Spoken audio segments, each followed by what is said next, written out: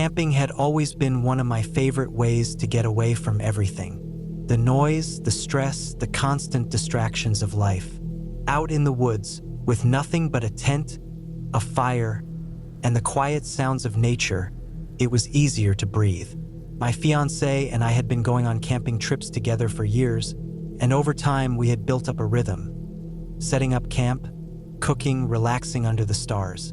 We knew how to handle ourselves out there. Last summer, we planned a weekend trip to Arkansas, choosing a spot that wasn't too remote but still far enough from the main roads to feel isolated. The campground was spread out, with plenty of space between sites and thick woods separating them.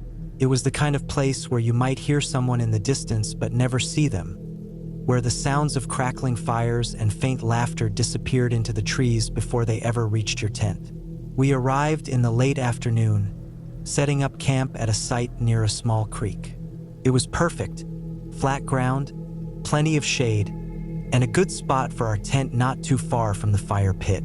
The air was warm but not unbearable, the humidity hanging low over the trees. The scent of pine and damp earth mixed with the smoke from other campsites, drifting through the air in lazy tendrils. By early evening, we had settled in. The fire was going, the grill was heating up, and we were starting to cook. I was flipping burgers while my fiancée poked at the fire, occasionally tossing in small sticks to keep the flame steady. The sun was sinking behind the trees, casting long shadows across the ground. The sound of cicadas had started to rise, their constant drone filling the air. Then we heard it, a voice, distant but loud, cut through the background noise, sharp, urgent. A man's voice yelling. At first, I thought it was just someone goofing around, maybe a group of campers getting a little too rowdy after a few beers. But then I caught the words. Help! I froze, burger still in hand. My fiancé's head snapped up, eyes narrowing in the direction of the voice. Came again, closer this time. Without thinking, I dropped what I was doing and ran. The sound had come from a few campsites over, just beyond the trees. My feet pounded against the dirt as I weaved through the brush, the undergrowth scraping against my legs. The smell of smoke and charred food faded, replaced by something sharper, metallic. Then I saw him, a man, standing near a picnic table, swaying slightly. His clothes were soaked in something dark, pooling at his feet in the dirt.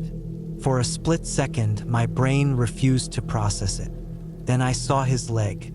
Blood poured from his ankle in thick, pulsing waves, pooling around his foot and seeping into his sock. It wasn't just a cut. It was gushing, spraying onto the ground in bright red streaks. His face was pale, his eyes glassy. My fiancée was right behind me, skidding to a stop as we took in the scene. I forced myself to move. Training from a first aid course years ago kicked in, apply pressure, elevate, stop the bleeding. My fiancée grabbed a towel from the man's table, pressing it hard against the wound, wrapping it as tightly as possible. Blood soaked through immediately. I turned and sprinted back to our campsite, nearly tripping over tree roots, my lungs burning. I grabbed my phone from the table, swiping at the screen with shaking hands. No service. I cursed, spinning in place.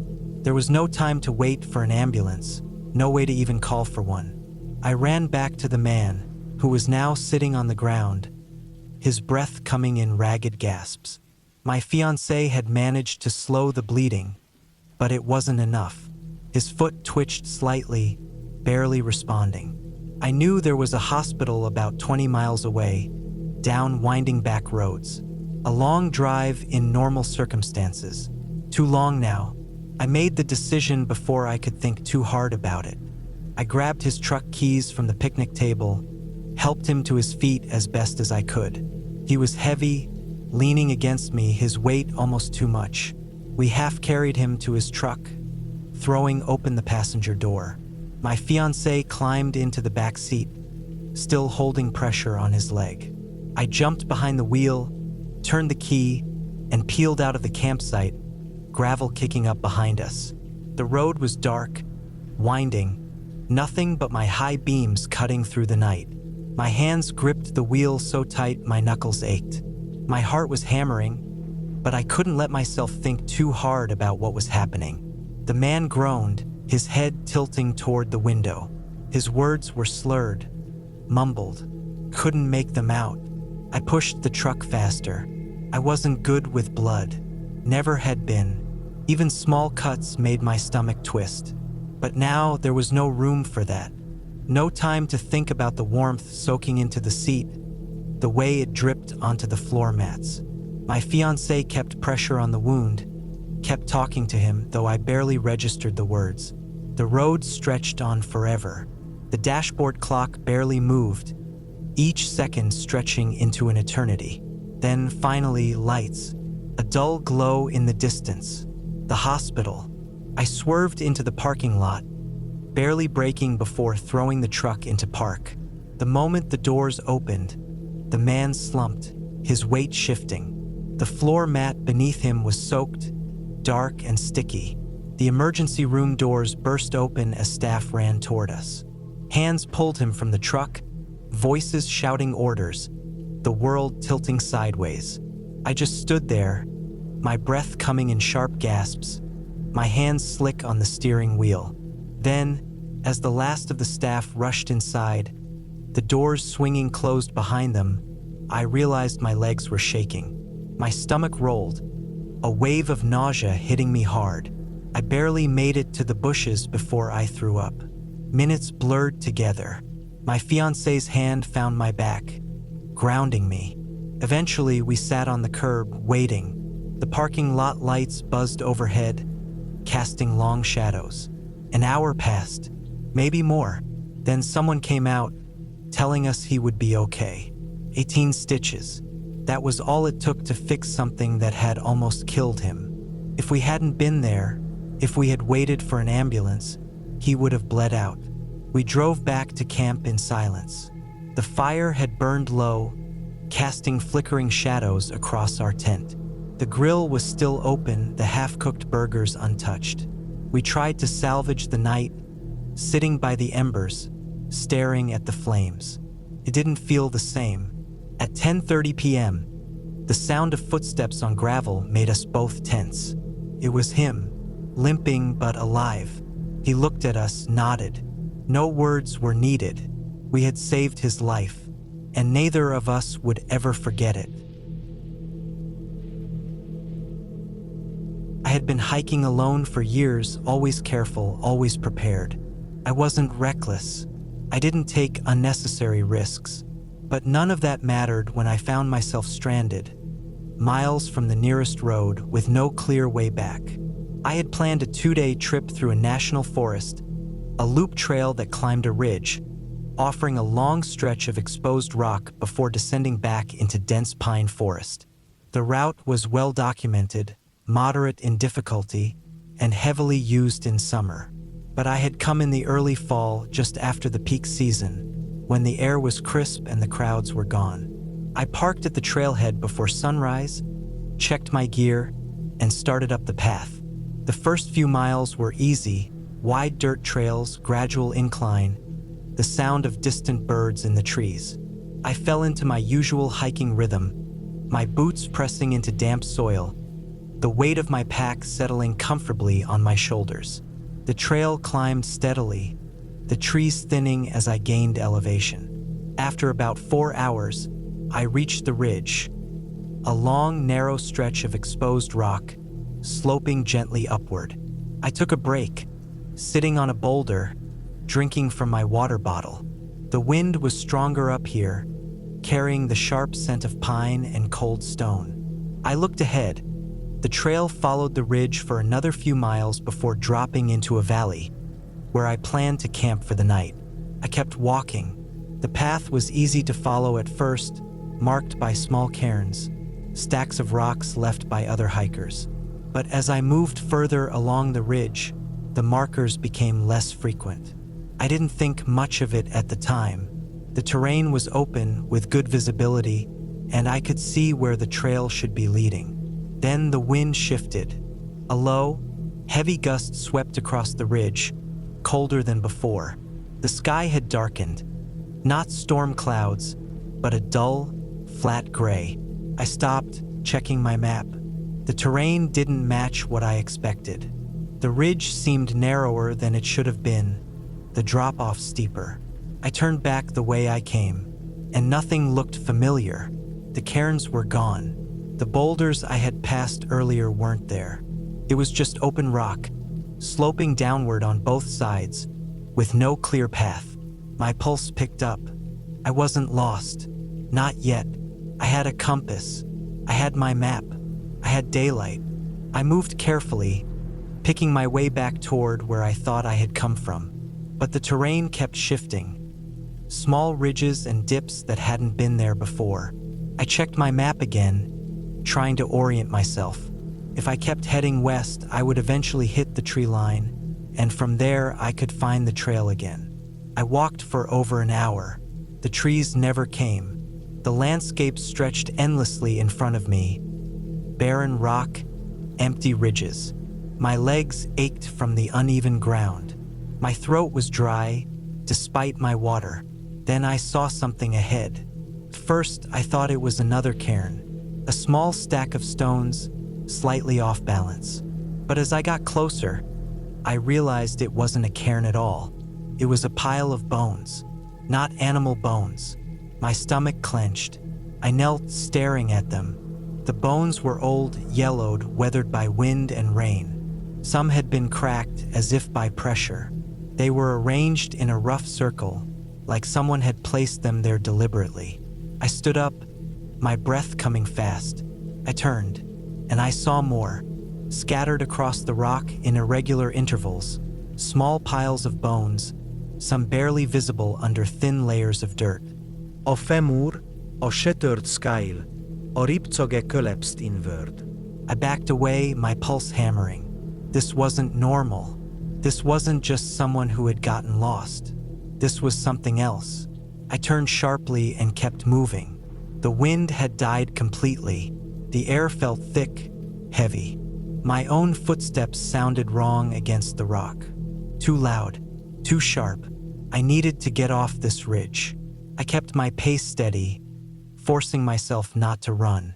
I moved downhill, hoping to find a slope that would lead me back to the trees. But the ground kept tilting in ways that didn't make sense. Angles that felt wrong, dips that should have been climbs. Then I saw the cave, a narrow opening, barely visible in the rock face, partially hidden by a ledge. I hesitated. Every part of me screamed not to go near it. But I needed shelter. I needed a place to stop, to think. I stepped inside. The air was colder, damp.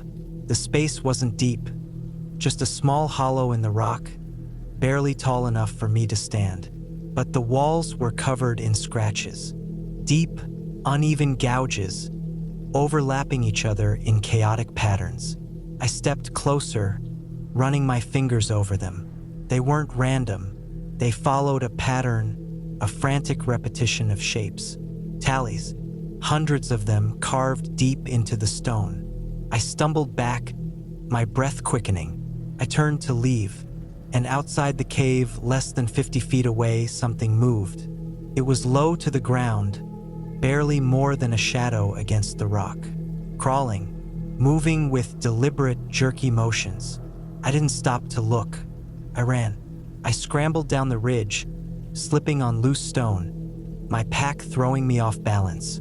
My knees hit the ground hard, pain jolting up my legs. I pushed forward, breath burning in my chest. The landscape blurred, rocks, dips, uneven ground. I didn't stop. I didn't look back. Then trees. The moment I saw them, I sprinted.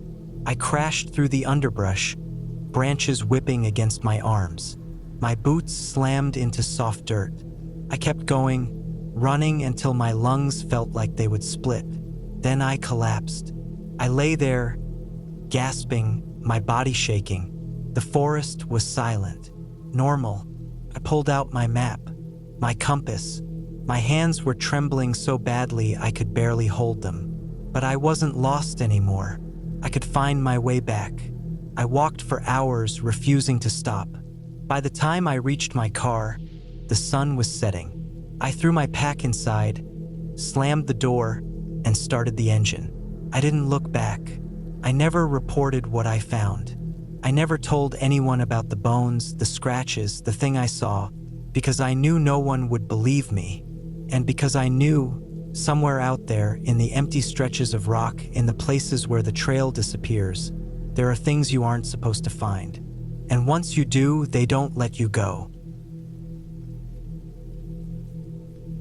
I had been camping solo for years, ever since I was in my early 20s. Something about being out in the wilderness, away from the constant hum of civilization, made me feel grounded.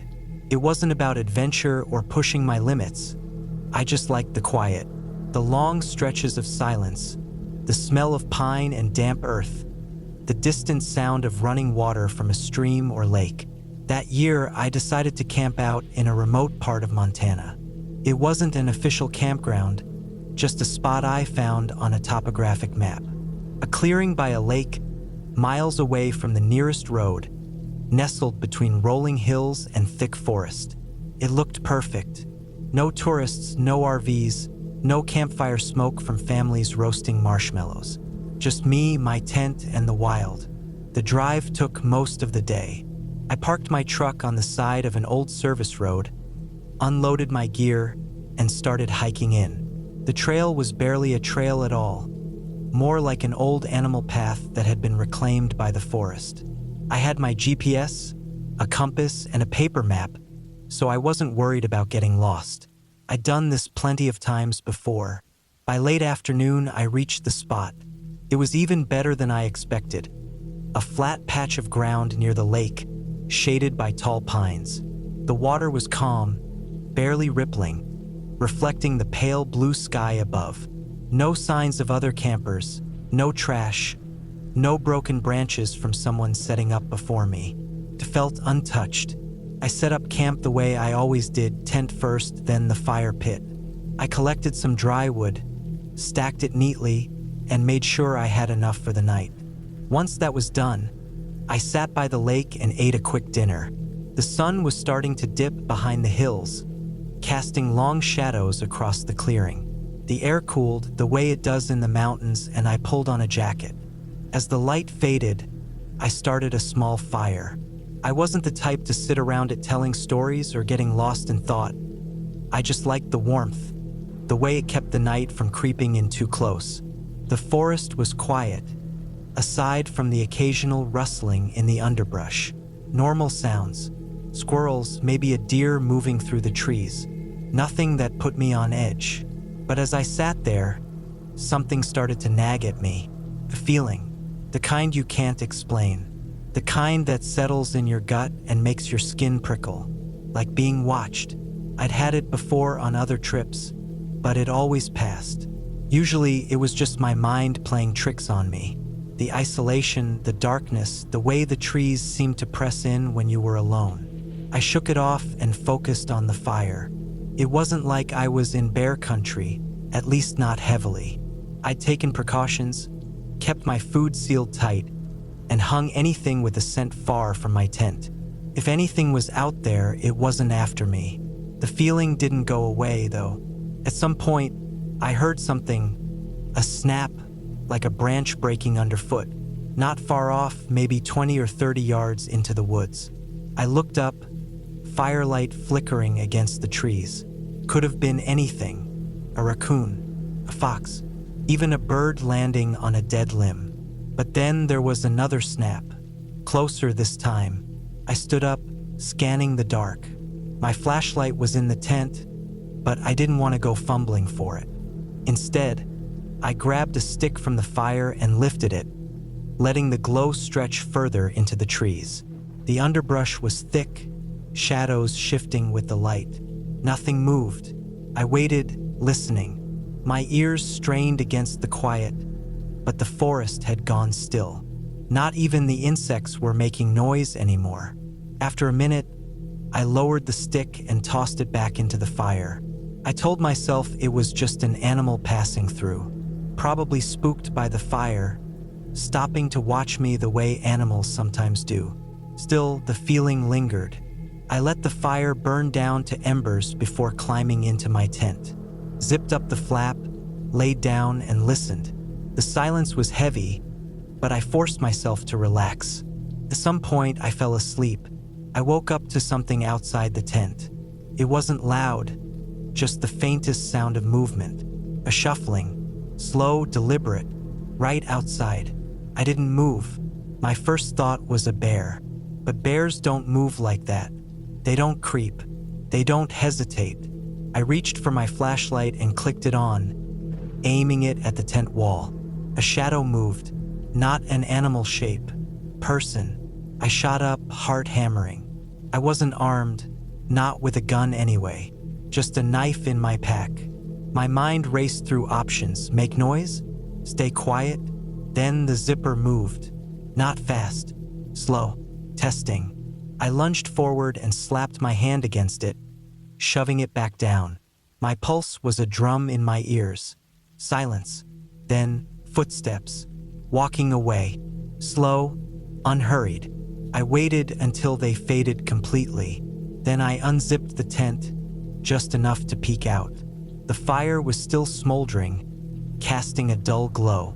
The trees stood silent. Nothing moved. I didn't sleep the rest of the night. The first light, I packed up. Fast. Didn't bother with breakfast, didn't take my time. My hands were shaking as I shoved everything into my pack. As I was rolling up my tent, I noticed something. Footprints. Not boots. Bare feet. Leading from the treeline, stopping right at my tent. Then turning back. I didn't follow them. I didn't want to know where they led. I hiked out faster than I ever had in my life. I didn't stop until I reached my truck. Didn't look back until I was on the road, miles away. I never reported it. What would I even say?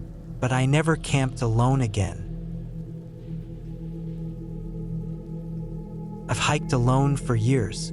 I know the woods better than I know most people. I've never been afraid of them. Not at night, not in bad weather, not even in deep wilderness where you're days away from help. I trust my own skills. I know how to handle myself. That's why I didn't think twice about this trip. The plan was simple. A 3-day solo hike through an old, lesser-known trail deep in the mountains.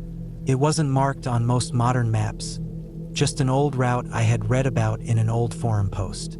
I liked hikes like that. The more remote, the better. I parked my truck at a small turnout where the dirt road ended, checked my gear, and set off just after sunrise.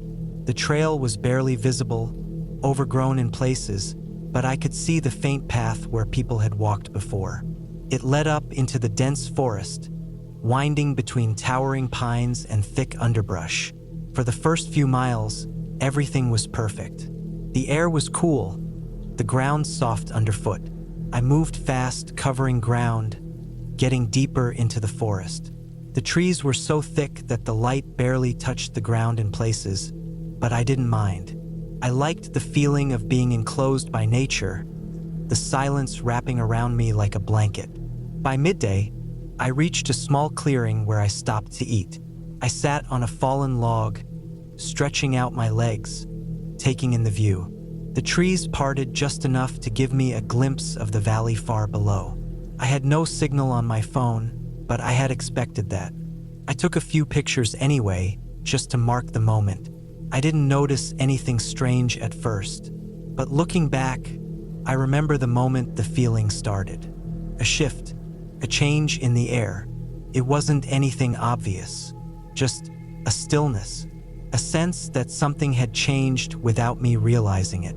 The forest, which had been full of the usual sounds, birds, insects, the rustle of leaves, had gone completely silent. I told myself it was nothing. Still, I packed up quickly and kept moving. The trail got rougher as I climbed higher. The brush got thicker, the path narrower. At times, I had to push through overgrown branches, feeling them scrape against my arms. It was clear that not many people came this way anymore. I liked that, but then I saw something that made me stop. A boot print. It was old, the edges softened by wind and rain, but still clear in the dirt. Someone had walked this trail before me, maybe months ago, maybe longer. That wasn't strange. It was a trail after all. People hiked it. But 100 yards later, I saw another one. This one was fresher, much fresher. The dirt was still loose around the edges. Maybe a day old, maybe less. And beside it, barely visible in the undergrowth, another print. Bare feet. I stared at it, my stomach tightening. It was probably nothing. Someone could have taken off their boots to wade through a stream. Maybe they were camping nearby. But still, I couldn't shake the feeling that something was off. I kept walking. The farther I went, the worse the feeling got. I couldn't explain it. Nothing had happened. I hadn't seen anything, hadn't heard anything. But I felt it in my chest. That tight, crawling feeling like I was being watched. By late afternoon, I found a good place to set up camp. A flat patch of ground near a small creek, surrounded by trees.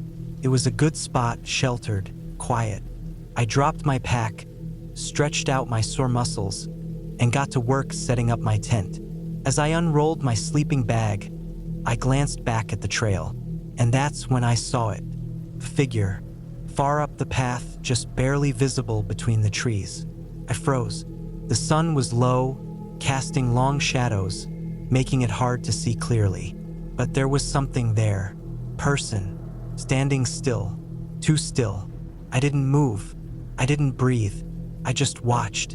And after a long moment, so long I started to wonder if my eyes were playing tricks on me, the figure moved. Not toward me, not away, just sideways, stepping into the trees, vanishing into the undergrowth without a sound. I swallowed hard, my heartbeat thudding in my ears. I told myself it was a hunter, someone else hiking the trail. But deep down, I knew that wasn't right. I finished setting up camp, trying to act normal, trying to shake the feeling. I built a small fire, cooked some food, forced myself to eat even though my stomach was tight. By the time night fell, I was exhausted. But I didn't get into my tent right away. I sat by the fire, staring into the darkness, listening. Nothing, not a single sound, just the crackle of the flames and the distant trickle of the creek. I didn't like it. Eventually, I forced myself to go to bed. I zipped myself into my sleeping bag, closed my eyes, and tried to ignore the feeling that something was wrong. Then a sound, soft, distant, but unmistakable. A snap, like a twig breaking underfoot. I held my breath. Then another, closer. Someone was walking, slow, careful, right outside my camp. I didn't move, didn't make a sound. I just listened. Then silence. Minutes passed, maybe longer. I waited, my muscles locked, every sense on high alert, but nothing else happened. Eventually, I must have drifted off, because the next thing I knew, it was morning. I sat up fast, heart pounding. The fire was out. The air was cold. My tent flap was still zipped. Everything looked normal. But then I saw them. Footprints. All around my campsite. Deep prints in the dirt. Some from boots. Some from bare feet. And all of them circling my tent. I stared at them for a long time, my brain refusing to process what I was seeing. Someone had been here, watching me, standing just outside my tent while I slept. I packed up as fast as I could. No food, no rest. Just shoved everything into my pack and started moving. I hiked faster than I ever had before. My legs ached. My lungs burned, but I didn't stop. I didn't look back. I don't know how far I had gone when I finally saw it. My truck, sitting there at the edge of the woods like a lifeline. I sprinted the last stretch, threw my pack into the bed, and locked myself inside. I sat there for a long time, hands gripping the wheel, heart still hammering. Then, finally, I started the engine. As I turned onto the dirt road, I glanced in the rearview mirror, and for just a second, just long enough to make my stomach drop, I thought I saw something move in the trees. Something tall, something still, watching, I didn't stop. I didn't look again. I just drove. I don't know who or what was out there that night, but I know one thing. I'll never hike that trail again. I had been planning this trip for months. A full week alone in the woods, away from everything. No phone service, no people, just me and the quiet of nature. I had done plenty of solo camping before, but this trip was different. I wanted to go deeper than ever, to a place where I was truly alone. I found the perfect spot after weeks of research. A remote patch of forest, miles from any established trails or campsites. I checked satellite images, scoured maps, made sure there were no roads anywhere nearby. I wanted isolation, and I found it. I packed everything carefully. A durable tent, a warm sleeping bag, a small camp stove, plenty of food and water, a hatchet, a knife, a fire starter. I always carried a GPS and a paper map as backup. I didn't bring a gun, I never had before. The drive took most of the day. I followed a series of winding dirt roads, each one rougher than the last, until I reached the point where the forest took over. From there, I hiked. The first few miles were easy. The air was crisp, the ground covered in a thick layer of pine needles that muffled my steps. The deeper I went, the quieter it got. No distant sounds of traffic, no voices, nothing but the occasional rustle of wind through the branches. I found my campsite just before dusk, a small clearing near a slow-moving creek, surrounded by towering trees. The ground was flat, dry. It was perfect. I set up my tent, gathered firewood, and built a small fire as the last light faded. I ate my meal sitting on a fallen log, watching the flames dance. That first night was uneventful. The usual sounds of the forest, crickets, the occasional hoot of an owl, the distant rustling of an animal moving through the undergrowth. Nothing out of place. I slept deeply. The next morning, I decided to explore. I followed the creek for a while, stepping carefully over moss-covered rocks, taking in the stillness of the woods. The air smelled fresh, clean. I didn't see any signs of people. No old fire pits, no footprints, no trash. I hiked for hours, eventually looping back toward camp as the sun started to dip lower in the sky. And that's when I saw it. A tree stripped of its bark. The raw wood beneath was carved with deep, uneven cuts. Not from an animal, not from weather. It was deliberate. I stood there, staring at it, feeling the first twinge of unease. I told myself it was old. Maybe someone had been here years ago. Maybe it was nothing. I walked back to camp, shaking off the feeling. That night, I kept the fire going longer than usual. The woods were quieter than before. No wind, no distant animal sounds, just stillness. I went to bed, trying not to let my mind wander. Somewhere in the middle of the night, I woke up. At first, I wasn't sure why. Then I heard it. Footsteps, slow, deliberate, moving just beyond the edge of my campsite. I froze, listening. The steps circled my tent. Then they stopped. I held my breath. The silence stretched. Eventually, I must have drifted back to sleep because I woke up to daylight. Everything looked normal. The fire had burned down to embers. My gear was undisturbed. But on the edge of my camp, near the trees, I saw them. Footprints. Not mine. They led from the woods, circled my tent, then disappeared back into the trees. I packed up faster than I ever had in my life. The hike back to my truck felt endless. Every few minutes, I stopped to listen. The forest was too quiet. I reached my truck by early afternoon. The door was unlocked. Inside, nothing was stolen, but the glove compartment was open, papers scattered. I started the engine, locked the doors, and drove. As I pulled onto the road, I glanced in the mirror. At the edge of the trees, someone was standing, watching. I never went back.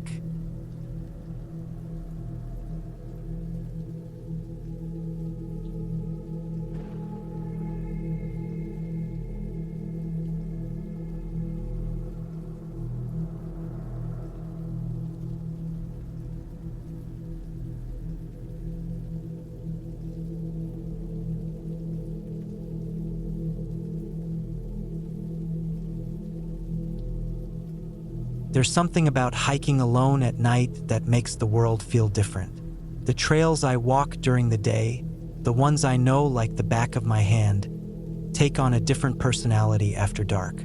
The trees seem taller, their shadows deeper. The sounds of the forest, birds, insects, the wind shifting through the branches, stand out more. Even the dirt beneath my boots feels softer, quieter. I've always preferred hiking at odd hours. It started as a way to clear my head, a way to escape the noise of town. The woods around here are vast, spreading out in all directions, cutting through neighborhoods and stretching far beyond the highways. Some of the trails are well maintained, others barely used. I like to push deep into the lesser-known areas, the ones where you can walk for miles without seeing another person. There's something peaceful about it. Walking in the dark, knowing that most of the world is asleep while you're out there with nothing but the sound of your own breath and the rustling trees. Some nights, I hike so late that I end up watching the sunrise from deep in the woods. It's a sight that never gets old. How the darkness slowly melts into soft blues and oranges, how the first light filters through the leaves. It makes the long hikes worth it. But one night, I found something that made me rethink my whole routine. It was past midnight when I set out, later than usual. The air was cool, the kind of early autumn chill that makes your breath fog up just slightly. I had a good flashlight with me, but I preferred not to use it unless I had to. My eyes had adjusted to the darkness, and the moon was bright enough to guide me. I took one of the lesser-used trails, the kind that isn't marked on any official map but exists because enough people have walked it over the years. The dirt path twisted through the trees, cutting across a dry creek bed before climbing a gentle hill. I had been walking for over an hour when I spotted something unusual through the trees. A dim glow, just barely visible between the branches. I wasn't expecting to see a fire this deep in the woods. Campfires weren't unheard of out here, but they were rare, especially this far off the main trails. Most people who camped in these woods stuck to the designated areas closer to town. This was different. It wasn't just a fire. It was low to the ground, flickering unevenly, like it was burning in something unusual. Curiosity got the best of me. I stepped off the trail and moved toward the light, careful with my footing. The last thing I wanted was to snap a branch underfoot and announce my presence before I knew what I was walking into. As I got closer, I started to make out shapes. Structures, small ones, huddled together in a rough circle. They weren't tents. They weren't even real shelters. They looked like makeshift huts, pieced together from whatever scraps someone could find. Metal sheets, tarps, bed sheets strung up on sticks. Some of them barely stood taller than my waist. Others looked big enough for a person to crawl into. It was a shantytown right in the middle of the woods. The fire sat in the center of it all, burning inside the hollowed-out frame of an old tire. The rubber had burned away, leaving just the metal skeleton, blackened and misshapen from the heat. The flames flickered weakly, casting just enough light to see by. But there was no one there. That was the part that didn't make sense. The fire was still burning, but the whole place was silent. I stood still, listening, not just to the woods, but to the camp itself. If people were here, they were staying unnervingly quiet. No voices, no movement inside the shelters. Nothing. I took a slow step closer, trying to make sense of what I was looking at. The structures weren't abandoned, not completely. There were things left behind. A pile of clothes next to one of the huts. A plastic grocery bag filled with canned food. An old radio with a cracked speaker. Someone had been living here. Recently, I should have turned back. I knew that even then, this wasn't my place. Whatever this was, whoever had built this, they clearly didn't want to be found. But something about the whole scene felt wrong. Why was the fire still burning? Why had they left it like that? I looked around, scanning the ground for footprints, for any sign of movement. The dirt near the fire was disturbed, but I couldn't tell how fresh the tracks were. They could have been made an hour ago. They could have been from earlier in the day. I took a few more steps, just enough to get a better look at the shelters. Up close, they looked even more fragile, held together with rope and duct tape. Some of them had pieces of furniture inside, old chairs, a small table with a broken leg, a foam mattress pad half covered with a sleeping bag. Still, no people. That was when I felt it, the unmistakable feeling of being watched. It crept over me slow, like a chill working its way up my spine. I've spent enough time in the woods to trust my gut when it tells me something is wrong. And right then, it was screaming at me. I wasn't alone. The realization sent a fresh wave of adrenaline through my body. My breathing slowed, my ears straining for any sound, any shift in the air. But there was nothing. Whoever had been here hadn't just walked away from their camp. They were still here, watching me. I didn't move, didn't turn my head.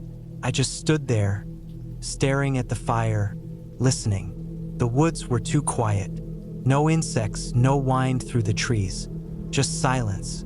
Then finally I heard it, a sound so faint I almost missed it. A footstep somewhere behind me, not an animal, not the sound of a branch falling or a leaf shifting. A footstep, slow, deliberate, and then another. I turned and left, not running, not panicking, just walking steady and controlled, back the way I had come. My body was tense, waiting for the sound of movement behind me, waiting for whoever was out there to step into view. But they never did. I walked until the firelight faded behind me, until the woods swallowed it completely. Then, and only then, did I pick up my pace. My heart was hammering, my senses on high alert. I kept expecting to hear footsteps rushing up behind me, to feel a hand grabbing my shoulder. But nothing came. By the time I reached the main trail, the sun was starting to rise. The first light of morning cut through the trees, chasing away the shadows. I didn't stop walking until I was out of the woods completely. I never went back to that part of the forest again, and I never hiked at night after that. I had always preferred hiking alone. There was something about being out there, deep in the woods with no one around, that made me feel like I had stepped outside of the world for a while. I liked the silence, the feeling of being totally untethered from the rest of my life. No sedulis, no conversations, no expectations. Just me, the trail, and the sound of my own footsteps. That's how I ended up hiking a remote trail in Montana late one afternoon, pushing further into the wilderness than I probably should have. I had been on a road trip for a few weeks, moving through the northern states, camping out when I could, staying in cheap motels when I couldn't. I had spent most of my time on well-traveled trails, places where I could pass other hikers every so often and feel like I wasn't completely alone. But that morning, I had stopped at a small gas station on the edge of a town I barely remember the name of, and the guy behind the counter told me about a trail a few miles out. "No one really goes up that way," he had said. "Not because it's dangerous, just kind of out of the way."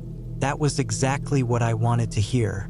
So I drove out there, found the unmarked dirt lot he had mentioned, and set off into the woods with my pack strapped tight to my shoulders. It was perfect at first. The trail was well maintained but clearly not heavily used. The trees were thick, towering overhead, their branches swaying gently in the wind. I could hear birds, the distant rush of a stream somewhere off to the right. Felt like I had stepped into another world. I should have turned back before it got dark. I had planned to hike out about 4 miles, then loop back before the sun set. But the trail was beautiful, and I kept pushing forward, telling myself I would turn around just after the next bend, then just after the next clearing. Before I knew it, the sun was starting to dip behind the trees, and I was farther from my car than I had meant to be. I wasn't worried yet. I had my flashlight, extra water, and a small knife clipped to my belt. I had hiked alone plenty of times before, even in low light. I knew what I was doing. At least I thought I did. I was about 2 miles from my car when I first noticed the silence. Not just quiet, the total suffocating absence of sound. The birds had stopped. The wind had died. Even the distant rush of the stream was gone. I stopped walking. The woods felt heavy, like they were pressing in around me. I held my breath, listening hard, trying to pick up anything. An insect buzzing, a branch creaking, my own heartbeat. Nothing. That was the first time I felt it. That slow, creeping awareness that something wasn't right. I turned my flashlight on, sweeping the beam across the trees. Everything looked the same as it had before. Just woods, just the trail, just me. But the silence lingered. I started walking again, a little faster now, my boots crunching against the dirt. It was the only sound in the world. And then, just as suddenly as it had stopped, the forest came back to life. A bird chirped. A breeze rustled the leaves. The distant stream was there again, whispering through the trees. I let out a breath I hadn't realized I was holding. Just my imagination, I told myself. Just my mind playing tricks on me. But I picked up my pace anyway. About a mile from my car, I saw the first footprint. It was right there in the dirt, just off the side of the trail. Deep, clear, recent. It wasn't mine. I stopped, shining my flashlight over it, my stomach twisting. It was a boot print, same as mine, but bigger, wider, and it was pointing perpendicular to the trail, as if someone had stepped out of the woods, paused, then stepped back in. I turned in a slow circle, scanning the trees. Nothing. I kept walking. The second footprint was even fresher. This one was right in the middle of the trail. My throat went dry. I hadn't seen anyone else out here. No one had passed me. No one should have been this deep in the woods at this hour. I swept my flashlight along the ground, looking for more prints. There were none, just that single boot print pressed firm into the dirt. I took a step back, my body tense. My heart was beating too fast now. Then I heard it, the snap of a branch, somewhere off to my left. I swung my flashlight in that direction, my pulse hammering. The trees stood still, thick and unmoving. I waited, ears straining. Nothing. After a long moment, I forced myself to keep moving, my legs stiff, my breath tight in my chest. I was almost to the car. I just needed to get there. The last stretch of trail felt endless. I kept my flashlight low, sweeping the beam along the ground, watching for more footprints, for movement, for anything. The silence had returned, thick and absolute. Then, finally, I saw it, the dark shape of my car sitting in the dirt lot up ahead. Relief flooded me. I was almost there. And then, just as I stepped off the trail, I caught one last thing in the flashlight beam. Another boot print. This one was different. It was facing mine, like someone had been standing there, waiting, watching. I didn't stop. I didn't look around. I walked straight to my car, yanked the door open, and got inside, locking the doors the second I was in. My hands were shaking as I started the engine, my headlights flooding the empty lot. Empty, but I didn't wait. I pulled out fast, my tires kicking up dust, my eyes fixed on the road ahead. I didn't breathe properly until I was miles away. I don't know what happened out there. I don't know who made those footprints. Maybe it was just another hiker, though that seems unlikely. No one parks at that trailhead. No one hikes out there. It's too isolated, too empty. I keep thinking about that last footprint, the one facing mine, like someone had been standing there, waiting, and I wonder how long had they been out there, and how close had they gotten without me knowing. I was alone in the woods, far from any road or town, deep in the thick of a national forest where the trees stood like ancient walls, their trunks rough and weathered. The only sounds were the occasional rustling of the underbrush, the chirping of unseen birds, and the quiet whistle of wind slipping through the canopy. I had planned this trip for weeks. 3 days alone, just me and the wilderness. I wanted to get away from everything.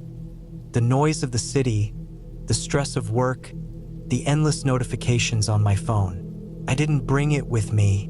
No GPS, no Messages, no Distractions. Just a paper map, a compass, and a tent strapped to my back. The first day was peaceful. I hiked through miles of forest, following a winding trail that twisted through valleys and over ridges. The trees here were tall and packed tight, their branches so thick that the sunlight barely reached the forest floor in some places. When I stopped for a break, I could hear nothing but the wind and the occasional distant snap of a branch. I set up camp in a clearing beside a slow-moving creek. The water was clear and cold, running over smooth stones, making a soft, trickling sound. It was the perfect spot, flat ground, a good view of the surrounding woods, and easy access to fresh water. I pitched my tent, gathered wood for a fire, and settled in for the night. As the sun dipped below the treetops, I sat by the fire, eating a simple meal from my pack. The flames crackled softly, casting flickering shadows across the trees.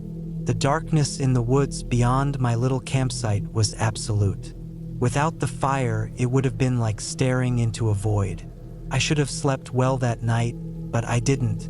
I woke up more than once to silence so deep it made my skin crawl. No wind, no insects, no distant sounds of animals moving through the brush. Just complete, suffocating silence. It was the kind of quiet that made you feel like something was out there, watching. The next morning, I pushed the unease aside. It was just my mind playing tricks on me, I told myself. I packed up my things and continued hiking deeper into the woods, away from the more traveled paths. I wanted to be completely alone out here. By midday, I reached a steep ridge that overlooked a dense valley. I climbed down carefully, my boots slipping slightly on the loose dirt. The air down here felt different, thicker, almost heavy. The trees grew taller, their branches twisted, their trunks covered in deep grooves. The undergrowth was dense, filled with ferns and tangled roots. As I moved through the valley, I saw something that made me stop.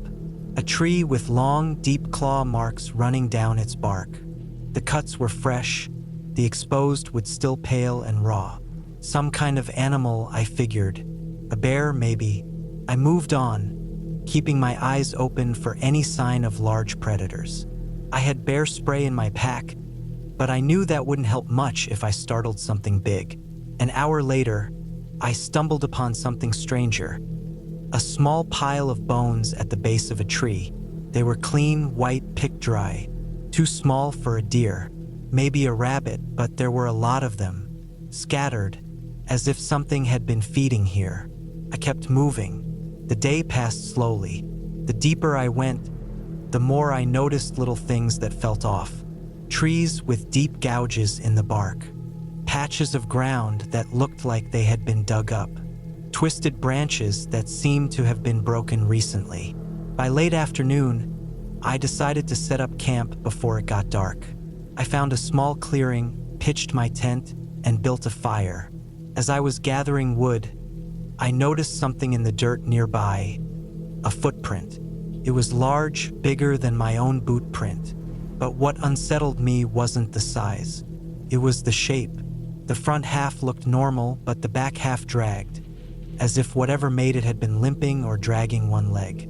The fire felt like a weak barrier against the vast darkness beyond its reach. As I sat beside it, I kept my ears open, listening for anything unusual. The sounds of the forest had returned, chirping insects, the occasional rustle of leaves. But every so often, I thought I heard something else. A soft shuffling, just beyond the light of the fire. I barely slept that night. The next morning, I felt exhausted, but I forced myself to pack up and keep moving. I wasn't ready to turn back yet, but something in my gut told me I needed to be more careful. I moved faster that day, hiking hard, trying to push past the feeling that I was being followed. The deeper I went, the worse it got. More clawed trees, more scattered bones, more footprints, always with that dragging gait. By the time the sun began to dip, I knew I had made a mistake going this far. I should have turned back earlier. Now I was too deep into the woods, too far from my starting point. I set up camp in a small clearing, not bothering with a fire. I didn't want to draw attention. That night, I barely moved. I lay in my tent, listening. Every sound made my heart race. At some point, I heard it again, that dragging step moving through the brush. It was slow, deliberate, closer than before. I stayed still, holding my breath. The footsteps stopped just outside my tent. For what felt like hours, there was nothing. Then, slowly, they moved away, fading into the distance. At first light, I packed up and started back the way I came, moving as quickly as I could. I didn't stop to rest, didn't stop to eat. I just walked. Sometime in the afternoon, I reached the creek where I had camped the first night. I felt a small sense of relief. I was getting closer to the edge of the forest. That relief didn't last. On the ground near the water, something was wrong. The rocks had been disturbed, the dirt churned up, and there, in the mud, was a single deep footprint. Large, dragging. I didn't stop. I walked until my legs burned, until my lungs ached, until I finally saw the edge of the woods ahead. The sight of my truck, parked where I had left it days before, nearly made me collapse with relief. I didn't look back as I threw my pack into the truck and started the engine. I didn't stop until I was miles away, back on paved roads, surrounded by signs of civilization. I still don't know what was out there. I don't want to know, but I know one thing for certain. I'll never go that deep into the woods again.